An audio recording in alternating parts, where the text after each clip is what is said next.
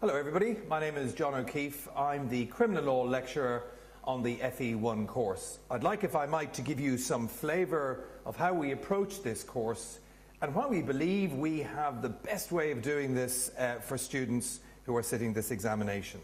The first thing to look at, of course, is the topics that are needed for criminal law. And of course they seem vast, don't they? There's so many of them, they're everywhere. How do we narrow it down? Well, narrowing it down is what it's all about for us here. We look at primary topics in criminal law, and then we look at secondary topics. So let's just talk about the primary topics for a second, if I might. The first one we like to look at is actus reus and mens rea together. These are two big topics, of course, but we take them as one. We can be very certain that in the criminal law exam paper, we're going to have one, if not two, dedicated questions to those areas, notwithstanding they may also appear, of course, in other areas. The second primary topic we look at is homicide, again a broad area. Thirdly, we look at sexual offences. Then we look at non-fatal offences against the person, then offences against property, and finally defences, of course. And these six are key favourites of the examiner. By that I mean they will come up every year on their own and or supported by other parts of the course. Then we've got the secondary elements to the course, the principles of criminal law I always like to look at as well fairly quickly and fairly early on in the course, naturally enough. And they are divided between minor and non-minor offences and presumption of innocence. We like to think that every year at least one or two questions will come up on this particular area. Bail, arrest and detention, of course, is also part of criminal procedure, and we look at that too. Participation in a crime, public order offences, inchoate or incomplete offences, and finally offences against justice and offences against the state. That's how I divide up the course. That's the way we know if you approach the course you can have a great start as compared to others. A couple of other things to talk about on this particular course.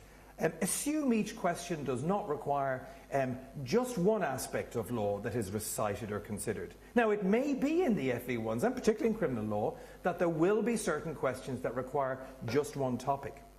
But don't assume that, because that's the one that gets you across the line. That's the good student. So what we say to you is say, yes, all questions will have one main legal topic of focus, so there is one main legal issue, but always assume, even if you're incorrect, it's better to be incorrect on this one, always assume that there may well be three minor or supporting issues.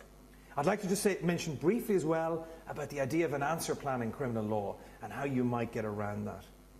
Each of the answers, in my view, should have what we call a mind map or an essay plan written beforehand. And this can form part of the question. It's very important to make it clear, make it legible. It has so many advantages. You can then direct your answer properly when you get to the question. How long have you got for a question?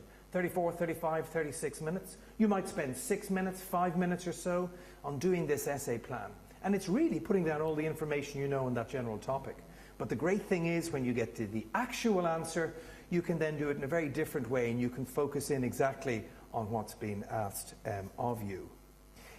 Never ever ignore the protagonist that might be in a question, or indeed the problem itself. And by that I mean very often in problem questions, students are quite good at coming back, talking about Tom, Dick or Harry and advising them. And that's good and it's hugely important.